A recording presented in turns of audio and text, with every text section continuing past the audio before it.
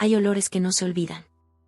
El olor a naftalina y lavanda seca que salía del cajón de mi abuela Elena cada vez que lo abría de niña es uno de ellos. Siempre pensé que ese cajón guardaba cosas viejas, cartas, estampas religiosas, quizás algún billete doblado que ella llamaba el del apuro. Nunca imaginé que ahí, debajo de 3 blusas de algodón planchadas con esmero, había un cuaderno de pasta dura color vino que iba a cambiar todo lo que creía saber sobre mi familia. Mi abuela Elena murió un martes por la mañana. Murió como había vivido, sin hacer escándalo, sin molestar a nadie. El médico dijo que fue el corazón. Yo dije que fue el cansancio. 78 años de cargar con todo sin quejarse terminan por pesar más de lo que cualquier cuerpo puede sostener. La velamos en la sala de su casa, que olía igual que siempre, a caldo de res y a velas de cera. Sus hijos llegaron desde distintas ciudades. Mi tío Rodrigo desde Monterrey, mi tío Gerardo desde la Ciudad de México, y mi madre, Claudia, que nunca se había ido muy lejos porque era la única que se quedó cerca de ella. Yo soy la nieta mayor. Me llamo Sofía y tenía 34 años el día que encontré el diario. No lo busqué. Lo encontré porque mi madre me pidió que fuera a la recámara de la abuela a sacar ropa para donar, 2 días después del funeral, cuando la casa ya estaba en ese silencio extraño que dejan los muertos. Ese silencio que no es paz sino ausencia. Abrí el cajón y ahí estaba.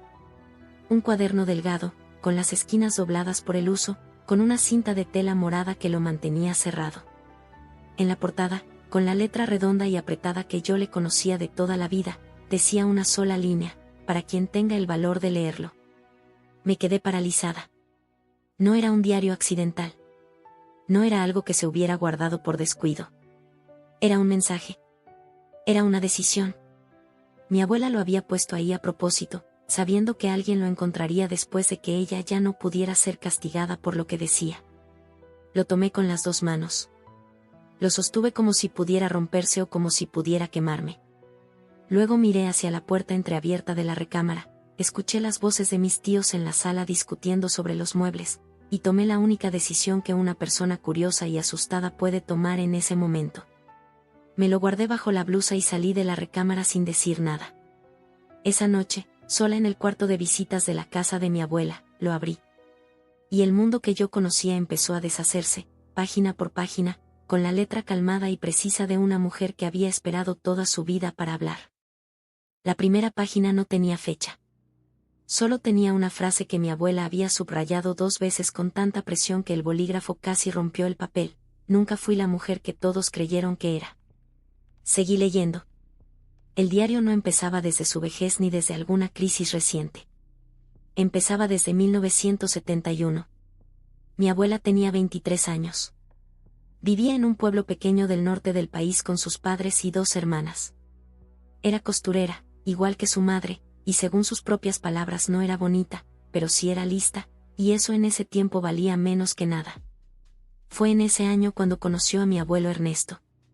Yo conocí a mi abuelo Ernesto como el hombre serio que siempre estaba sentado en el sillón del fondo, que poco hablaba, que comía todo sin quejarse y que murió cuando yo tenía 12 años.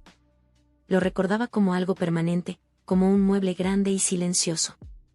No lo recordaba como un hombre joven, como alguien que alguna vez había tenido 20 y tantos años y había tomado decisiones que lo definirían para siempre. Según el diario, Ernesto no llegó solo al pueblo. Llegó con otra mujer. Mi abuela lo escribía sin adornos, con esa frialdad de quien ha tenido décadas para digerir algo. Ernesto llegó al pueblo con Rosario. Eran novios desde hacía 3 años. Venían juntos. Yo lo supe desde el principio. Y aún así, lo quise. Me detuve. Releí esa línea. Rosario. Ese nombre no existía en la historia familiar que yo conocía. Nadie me había hablado jamás de una Rosario. En las reuniones de familia, en las conversaciones de sobremesa, en los cumpleaños y en los diciembres llenos de ponche y buñuelos, ese nombre nunca había aparecido. Era como si nunca hubiera existido. Y sin embargo, ahí estaba, en la letra de mi abuela, con el peso de algo que se había guardado muy hondo durante más de 50 años. Seguí leyendo con las manos ligeramente temblorosas. Mi abuela describía a Rosario con una honestidad brutal. Decía que era alta, que tenía el pelo negro muy largo, que reía con facilidad y que Ernesto la miraba como si fuera lo más valioso que había visto en su vida. Lo escribía sin rencor aparente, pero con esa tristeza fría de quien recuerda algo que dolió tanto que ya no duele, solo pesa. Yo sabía que no debía. Pero cuando uno es joven y está sola y tiene miedo de quedarse sola para siempre, a veces hace cosas que no puede explicarle a nadie. Y entonces, en la tercera página de ese cuaderno, llegó la primera revelación que me hizo cerrar el diario por unos segundos para respirar. Mi abuela Elena y mi abuelo Ernesto comenzaron una relación a escondidas mientras él seguía siendo el novio de Rosario. No fue un flechazo inocente. No fue un amor que no pudo contenerse. Fue una decisión. Una decisión tomada con los ojos abiertos, con la conciencia de lo que estaba destruyendo. Y mi abuela, con 78 años ya enterrados bajo la tierra del panteón del pueblo, lo había escrito con su mejor letra. Como si confesar lo que nadie supo fuera el único acto de honestidad que le quedaba pendiente en esta vida. Los primeros meses de esa relación clandestina los describía con una mezcla de vergüenza y de algo que yo solo podía identificar como vida. Como si esos meses hubieran sido los únicos en los que mi abuela se había sentido completamente presente en su propio cuerpo. Se encontraban en la trastienda de una ferretería que le pertenecía a un primo de Ernesto. Se escribían cartas que él escondía en la suela de sus botas de trabajo. Se prometían cosas en voz baja que los dos sabían que no podían prometerse en voz alta. Yo le pedí una sola vez que dejara a Rosario. Solo una vez. Él me dijo que no podía, que su familia ya había hablado con la familia de ella, que había compromisos de por medio. Esa noche lloré hasta que no me quedaron lágrimas. Y al día siguiente, cuando volvió a buscarme, lo dejé entrar. Porque era cobarde. Porque lo amaba. Porque las dos cosas, a veces, son lo mismo. Lo que vino después lo leí despacio porque mi cerebro necesitaba tiempo para ordenarlo. Mi abuela quedó embarazada. Tenía 24 años, no estaba casada y el padre de su hijo era el novio de otra mujer en el mismo pueblo donde todos se conocían y donde ese tipo de cosas no se perdonaban fácilmente. Escribía sobre ese momento con una precisión casi clínica, como si hubiera ensayado mentalmente esa parte del relato durante décadas. Cuando lo supe, me senté en el borde de la cama de mi cuarto y no me moví por horas. No lloré. Solo pensé. Y mientras pensaba, entendí que mi vida entera iba a depender de lo que decidiera en los siguientes días. Lo que decidió fue hablarle a Ernesto. Él reaccionó con el silencio primero, con el miedo después, y con algo que mi abuela llamaba la cobardía disfrazada de amor más adelante. Le dijo que no podía dejar a Rosario públicamente, que el escándalo destruiría a ambas familias, pero que tampoco iba a abandonarla a ella. Le propuso algo que, según el diario, mi abuela tardó 2 días en aceptar. Casarse. Con él. Antes de que el embarazo se notara. De forma rápida, casi privada, con una historia que no fuera del todo mentira pero que tampoco fuera la verdad. Y Rosario, para ese entonces, seguía sin saber nada. Fue aquí donde el diario tomó un tono diferente. Más oscuro. Más pesado. Porque lo que mi abuela describía a continuación no era solo una historia de amor prohibido. Era el relato minucioso de cómo 2 personas, ella y Ernesto, construyeron una mentira lo suficientemente grande como para enterrar a una tercera persona dentro de ella. Ernesto le dijo a Rosario que había conocido a alguien más. Que lo sentía. Que ella merecía a alguien que la amara sin reservas. No le mencionó el nombre de mi abuela. No le dijo que había un embarazo. Le ofreció una ruptura limpia, como si 50 años de historia familiar no fueran a crecer exactamente sobre los huesos de esa mentira. Rosario vino a buscarme al taller de costura 3 días después. Nunca olvidaré su cara. No lloraba. Solo me miraba. Como si ya supiera. Como si solo viniera a confirmar algo que su cuerpo le había estado diciendo desde hacía meses. No me dijo nada. Se quedó parada en la puerta un momento y luego se fue. Eso fue lo último que supe de ella por muchos años. Mi abuela Elena y Ernesto se casaron en una ceremonia pequeña, casi apresurada, que la familia celebró con discreción. El relato oficial era que se habían conocido meses atrás y que el amor había sido rápido e inevitable. Nadie hizo demasiadas preguntas. En ese tiempo y en ese lugar, cuando un hombre se casaba con una mujer, la historia que importaba era la que se contaba hacia adelante, no la que se dejaba atrás. El primer hijo que nació fue mi tío Rodrigo. Me quedé helada al leer eso. No porque Rodrigo fuera el mayor. Eso ya lo sabía. Sino por lo que venía inmediatamente después, escrito por mi abuela con una calma que me resultó más perturbadora que cualquier grito. Rodrigo nació 7 meses después de nuestra boda. Todos dijeron que era prematuro.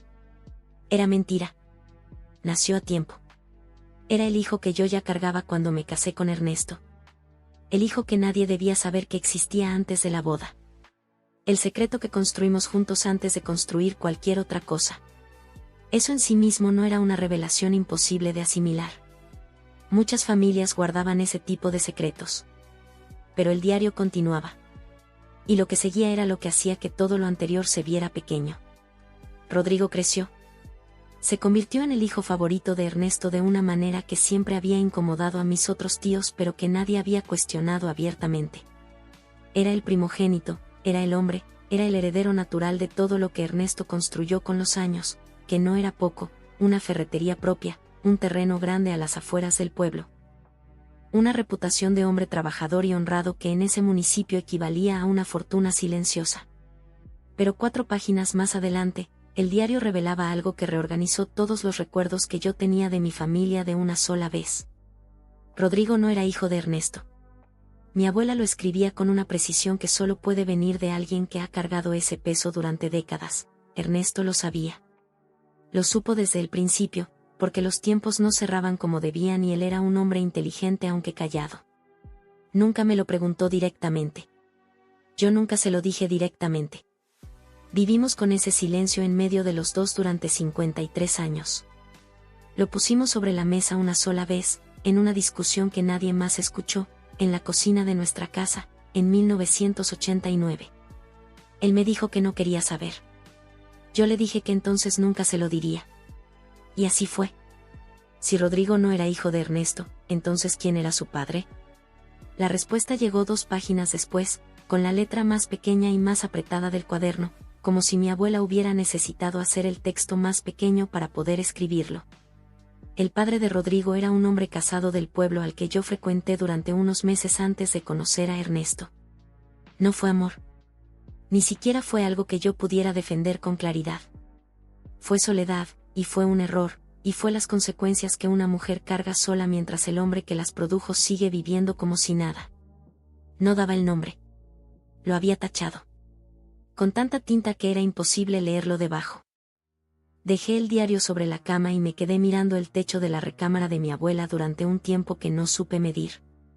Afuera, la casa seguía en ese estado raro del duelo reciente, con voces que iban y venían, con el olor a café que alguien había puesto a hacer en la cocina. Con la presencia fantasma de una mujer que acababa de dejar de existir y que, al mismo tiempo, acababa de empezar a hablar de una manera en que nunca lo había hecho en vida. Pensé en Rodrigo. Mi tío Rodrigo tenía 54 años. Era un hombre alto, de hombros grandes, que hablaba fuerte y se reía fuerte y que siempre había ocupado demasiado espacio en las reuniones familiares. Era el que tomaba las decisiones. El que organizaba los viajes. El que firmaba los papeles cuando había algo que firmar. Era, en todos los sentidos prácticos, el jefe de la familia desde que Ernesto murió. Y lo era porque todos asumían que era el heredero legítimo de un apellido que, según acababa de leer, técnicamente no le correspondía. Luego pensé en mi madre. Claudia, mi madre, era la menor de los 3. La que se había quedado. La que había cuidado a mi abuela durante los últimos 8 años, llevándola al médico, pagando las medicinas, durmiendo con el teléfono cerca por si algo pasaba en la noche. La que nunca se había ido porque sentía, aunque nunca lo dijera con esas palabras, que era su obligación. La que siempre había recibido menos en el reparto tácito de la atención familiar, menos dinero en las emergencias, menos consideración en las decisiones grandes, menos presencia de Ernesto cuando todavía vivía. ¿Sabía ella algo? Tomé el diario de nuevo y seguí leyendo, esta vez más rápido, buscando el nombre de mi madre entre las páginas. Lo encontré en la parte central del cuaderno, en una entrada que sí tenía fecha, 14 de febrero de 1998. Claudia me preguntó hoy si su papá la quería. Me lo preguntó así, directo, sin rodeos, mientras lavábamos los trastes después de cenar. Tiene 30 años. Es una mujer adulta. Y aún así me lo preguntó como si tuviera 10. Le dije que claro que sí. Que Ernesto era parco con todo el mundo, que así era él. Ella me miró de una forma que yo conocía muy bien. Era la mirada de alguien que sabe que le están diciendo la mitad de la verdad y acepta esa mitad porque la otra mitad duele más. Esa noche no pude dormir. Tuve que cerrar el cuaderno otra vez. Mi madre había crecido sintiéndose menos. No era un tema que habláramos mucho, pero yo lo había visto toda mi vida en pequeñas cosas, en cómo bajaba la voz cuando Rodrigo hablaba, en cómo nunca reclamaba nada en las discusiones familiares, en cómo cada vez que alguien tomaba una decisión que la afectaba sin consultarle, ella apretaba la mandíbula y decía está bien con una voz que decía exactamente lo contrario. Y todo ese tiempo, su propia madre había estado cargando un secreto que, de haberlo dicho, habría reordenado toda la jerarquía familiar. Rodrigo no era el primogénito legítimo. Era el hijo de un error que se convirtió en mentira, que se convirtió en cimiento sobre el que toda la familia había construido sus roles, sus lugares, sus identidades. El diario seguía. Y yo seguí leyendo, sin poder parar, aunque cada página me pesaba más que la anterior. Fue en la segunda mitad del cuaderno donde apareció Rosario otra vez. Habían pasado más de 20 años desde aquella ruptura que Ernesto le impuso sin darle razones verdaderas. Mi abuela escribía sobre ella con una mezcla de culpa y de algo que yo leía como fascinación dolorosa, como si nunca hubiera podido dejar de pensar en esa mujer aunque nunca hubiera vuelto a verla. La entrada estaba fechada en 1994. Me enteré por casualidad, a través de una prima de Ernesto que no sabe que me está diciendo algo importante, que Rosario nunca se volvió a casar. Que se quedó en el pueblo de su familia, que cuida a su madre enferma, que trabaja cosiendo igual que yo hacía antes. Cuando escuché eso sentí algo que no sé nombrar bien. No era culpa exactamente. Era más como reconocimiento. Como si de repente pudiera ver con claridad lo que le habíamos quitado sin que ella nos lo diera. No era solo la historia de un amor roto. Era la historia de una vida desviada. Rosario había sido el origen, la primera pieza que se movió para que todo lo demás cayera en su lugar. Ernesto la había dejado para casarse con mi abuela. Mi abuela había sabido, desde el principio, que eso iba a pasar. Y juntos habían construido una familia, una casa, una reputación, sobre la ruptura de una mujer que no tuvo voz en ninguna de esas decisiones. El diario se volvía más inquieto a partir de ese punto. Las entradas eran más cortas, más fragmentadas, como si mi abuela hubiera escrito en momentos robados, con menos paciencia para las descripciones largas y más necesidad de soltar cosas que la quemaban. En 1997 escribía, a veces pienso que Rodrigo se parece a él. Que en la forma de caminar cargo la prueba de todo lo que no dije. Nadie más lo ve porque nadie más sabe dónde mirar. En 2003, Ernesto y yo cumplimos 32 años de casados. Los hijos organizaron una cena. Rodrigo dio un discurso muy bonito. Yo sonreí todo el tiempo. Por dentro estaba pensando en una cocina que no existe, en una conversación de 1989, en el peso de lo que nunca se dice. En 2008, un año después de la muerte de Ernesto, ahora que ya no está, esperaba sentir algo diferente. Esperaba que el secreto pesara menos o pesara más. Pero no. Pesa igual. El silencio no cambia de tamaño cuando la persona con quien lo compartiste desaparece. Solo cambia de forma. Y entonces, en una entrada sin fecha que estaba cerca del final del cuaderno, encontré algo que me hizo entender por qué el diario existía, por qué mi abuela lo había guardado donde lo guardó, y por qué había escrito en la portada esa frase que ya no podía sacarme de la cabeza. He pensado muchas veces en quemarlos, estas páginas. Sería lo más fácil. Pero he decidido que no. No porque quiera hacer daño, sino porque creo que la verdad, aunque llegue tarde, tiene más dignidad que el silencio eterno. Que alguien en esta familia merece saber de dónde viene realmente. Y que yo merezco, al menos una vez, no ser la mujer perfecta que todos creyeron que fui. Esa noche no dormí. Me quedé en el cuarto de visitas con el diario sobre el pecho, mirando las sombras del techo moverse con el viento que entraba por la ventana entreabierta. Pensando en lo que tenía en las manos y en lo que significaba lo que tenía en las manos. No era solo un secreto familiar. Era una decisión. Mi abuela me había dejado, a mí o a quien lo encontrara, la responsabilidad de hacer algo con esa verdad. O de no hacer nada. Lo que era peor. A las 6 de la mañana escuché a mi madre levantarse. La escuché caminar hacia la cocina, escuché el sonido del café, escuché ese silencio que ella hacía cuando estaba sola y no necesitaba ponerse la cara de estar bien. Me levanté. Fui a la cocina. Me senté frente a ella. Me preguntó si había dormido mal. Le dije que sí. Me sirvió café sin preguntarme si quería. Estuve a punto de decirle en ese momento. Tuve el diario en la mano dentro del cuarto por unos segundos antes de salir y decidí dejarlo ahí. No porque no quisiera decirle, sino porque no sabía qué le iba a hacer a mi madre escuchar que su hermano mayor, el que siempre la había tratado como secundaria, no era en realidad quien todos creían que era. No sabía si eso la liberaría o si simplemente le agregaría otro peso a los que ya cargaba. Esa mañana llegaron mis tíos a la casa para continuar con el proceso de organizar las cosas de mi abuela.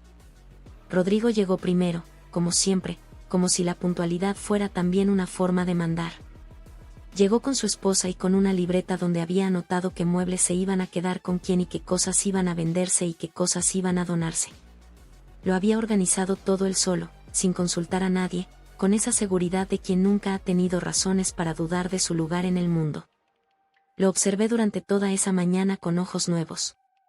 Busqué en su cara algo que coincidiera con lo que había leído.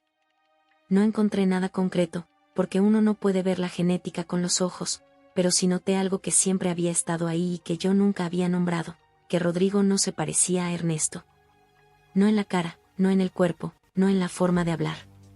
Siempre lo había atribuido al azar de la herencia, a que a veces los hijos salen a los abuelos o a ramas laterales del árbol. Ahora sabía que no era azar. Era una historia que nadie le había contado. ¿Tenía derecho a saberlo? ¿Tenía yo el derecho de decírselo? ¿O tenía el derecho de callarlo, igual que lo habían callado antes que yo? Esas preguntas me siguieron todo el día como una sombra que nadie más podía ver. El momento en que todo se complicó fue esa misma tarde, cuando Rodrigo sacó un sobre de su saco y lo puso sobre la mesa del comedor frente a todos. Esto me lo dejó un notario, dijo. Papá hizo un testamento antes de morir que nunca nos mostró. Acabo de enterarme de que existe. Mi madre se tensó. Yo lo noté aunque nadie más parecía notarlo. El testamento era antiguo, de 2005, 2 años antes de que Ernesto muriera. En él, Ernesto dejaba el terreno grande que era el bien más valioso de la familia a nombre de Rodrigo de manera exclusiva. No dividido entre los 3 hijos. Solo Rodrigo. Mi madre no dijo nada en ese momento. Apretó las manos sobre sus piernas, debajo de la mesa, y no dijo nada. Gerardo, mi otro tío, el del medio, que siempre había sido el más neutro de los 3, preguntó si ese testamento era legal y si se podía impugnar. Rodrigo dijo que había consultado con un abogado y que sí era válido. Lo dijo sin crueldad, pero también sin ninguna forma de disculpa. Como si fuera una información objetiva que no tenía por qué pedir perdón. Yo miraba a mi madre. Ella tenía 50 años. Había pasado los últimos 8 cuidando a mi abuela, reduciendo su jornada laboral, cancelando viajes, reorganizando su vida entera alrededor de una mujer que la necesitaba. Y ahora ese esfuerzo no iba a traducirse en ningún reconocimiento material porque el hombre que había muerto 19 años antes había decidido, con toda la frialdad de un acto notarial, que uno solo de sus 3 hijos merecía lo que había construido. Pensé en el diario. Pensé en la frase de mi abuela, Rodrigo no es hijo de Ernesto. Si eso era cierto, y yo no tenía razones para dudar de que lo era, entonces el testamento de Ernesto tenía una ironía devastadora que nadie en esa sala podía ver excepto yo. El hombre había dejado todo a un hijo que, en el fondo de su corazón, sabía que no era suyo. ¿Por qué? ¿Para cerrar el círculo de una mentira que había decidido no nombrar? ¿Para proteger a mi abuela? ¿Para castigarla? ¿O simplemente porque era lo que se esperaba de él y nunca encontró la manera de hacer otra cosa? Esa noche, cuando la casa volvió a quedar en silencio, fui a donde estaba mi madre y le dije que necesitaba hablarle de algo importante. Ella me miró con esa expresión que las madres tienen cuando saben que lo que sigue va a doler pero deciden escuchar de todas formas. Saqué el diario de mi bolsa. Se lo puse en las manos. Mi madre tardó 3 días en terminar de leerlo. No porque fuera largo. sino porque tuvo que dejarlo varias veces. Porque leer la letra de tu madre muerta contando cosas que nunca te dijo en vida requiere pausas que no son opcionales. Son pausas que el cuerpo impone porque la mente necesita tiempo para reorganizarse alrededor de una nueva versión de la historia que creía conocer. El tercer día me llamó por teléfono. Eran las 11 de la noche. Me dijo, ya lo terminé. Le pregunté cómo estaba. Tardó en responder. Cuando lo hizo, no dijo lo que yo esperaba. No dijo que estaba enojada, ni que estaba triste, ni que quería confrontar a Rodrigo. Dijo algo que no olvidaré. Estoy pensando en Rosario. Me quedé en silencio. Esa mujer perdió a su novio, perdió la posibilidad de casarse, perdió toda una vida que podría haber tenido, y nunca supo por qué. Nunca tuvo la explicación real. Solo le dijeron que ya no la quería. Y tuvo que vivir con eso. Le dije que sí. Que yo había pensado lo mismo. Lo que hicieron tu abuela y tu abuelo no estuvo bien, me dijo. Y lo dijo sin el dramatismo de alguien que acaba de descubrir algo terrible. Lo dijo con la sobriedad de alguien que está nombrando algo que ya existía aunque no tuviera nombre. Pero tampoco puedo odiarla. No puedo odiar a una mujer de 24 años que tenía miedo y estaba sola y tomó las peores decisiones posibles por las razones más humanas del mundo. Le pregunté qué quería hacer con la información sobre Rodrigo. Esta vez el silencio fue más largo. No lo sé, dijo finalmente. Él tiene 54 años. No tiene idea de nada. Tiene una esposa, tiene hijos, tiene una identidad entera construida sobre algo que nunca eligió saber. ¿Qué le ganas diciéndole? ¿Qué pierdes si no se lo dices? Le dije que quizás tenía derecho a saberlo. Quizás, dijo. Pero el derecho a saber y la utilidad de saber no siempre son la misma cosa. Hablamos durante 2 horas esa noche. No llegamos a ninguna conclusión definitiva. Pero al final de la llamada, mi madre dijo algo más que llevaba yo días pensando sin poder formularlo. Tu abuela no nos dejó ese diario para que hiciéramos algo con él. Nos lo dejó para que la viéramos. Para que la viéramos completa, no solo como abuela, no solo como esposa, sino como mujer. Como alguien que se equivocó y que cargó sus errores en silencio durante 50 años y que al final necesitaba que alguien supiera que ella también había sido una persona real. Han pasado 4 meses desde el funeral de mi abuela Elena. El terreno está en proceso legal. Mi madre y Gerardo decidieron, cada uno por su cuenta y luego juntos, impugnar el testamento de Ernesto. No porque hayan revelado el secreto del diario, sino porque encontraron una irregularidad de forma en el documento que un abogado pudo argumentar ante un juez. El proceso va a tardar. Puede que no ganen. Pero decidieron intentarlo no por el dinero, sino porque el silencio también cuesta, y a veces la única forma de no pagar el precio entero es hacer algo, aunque sea pequeño, aunque sea tardío. Rodrigo no sabe nada de lo que dice el diario. Esa decisión la tomamos juntas, mi madre y yo, después de muchas conversaciones que no fueron fáciles. No fue una decisión cómoda. No es el tipo de decisión que se siente bien ni que se siente mal del todo. Es el tipo de decisión que vives con ella, que la revisas de vez en cuando, que te preguntas si hiciste lo correcto y nunca encuentras una respuesta completamente limpia. El diario está en mi casa ahora.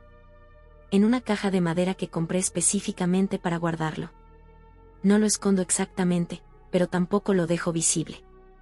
Está en un lugar donde yo sé que está, que es diferente a esconderlo y diferente a exhibirlo. A veces lo abro en alguna página al azar y leo un párrafo. No busco nada específico. Solo lo leo. Es la única forma que encontré de mantener una conversación con mi abuela que nunca pudimos tener en vida. La conversación que ella tampoco pudo tener con nadie, imagino, durante 50 años. Pienso en Rosario con frecuencia. No sé si vive todavía. No sé si tiene familia, si fue feliz de alguna manera, si alguna vez supo o sospechó la versión completa de lo que pasó. Es la persona más presente en mi memoria de todo este tiempo, y nunca la conocí, y probablemente nunca la conozca, y eso me parece una de las injusticias más silenciosas de toda esta historia. Porque así funcionan los secretos familiares. No solo afectan a los que están adentro. Afectan también, y a veces más profundamente, a los que están afuera sin saber que están afuera. A los que reciben las consecuencias sin tener acceso a las causas. A los que cargan un peso que ni siquiera saben que están cargando. Mi abuela Elena fue muchas cosas al mismo tiempo. Fue una mujer valiente y fue una mujer cobarde. Fue alguien que amó de verdad y alguien que dañó de verdad. Fue la abuela que me enseñó a hacer tortillas y la mujer que participó en la destrucción silenciosa de una vida ajena. No puedo quedarme solo con una de esas versiones. Tengo que cargarlas todas juntas, porque así era ella, porque así somos todos cuando alguien nos mira con suficiente honestidad. Lo que más me quedó de ese cuaderno no fue ningún secreto específico. Fue la última frase del diario, escrita con la letra más tranquila de todas, como si al llegar al final del cuaderno mi abuela hubiera encontrado algo parecido al alivio. No sé si lo que hice fue perdonable. Pero al menos ahora alguien sabe que lo hice.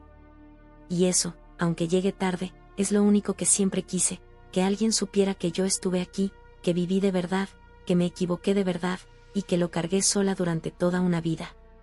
Cerré el diario. Y por primera vez desde que lo encontré, lloré por ella. No por la abuela perfecta que creí que era, sino por la mujer imperfecta y humana y asustada que siempre fue, y que nunca pude conocer, y que me dejó sus páginas para que al menos yo sí pudiera verla.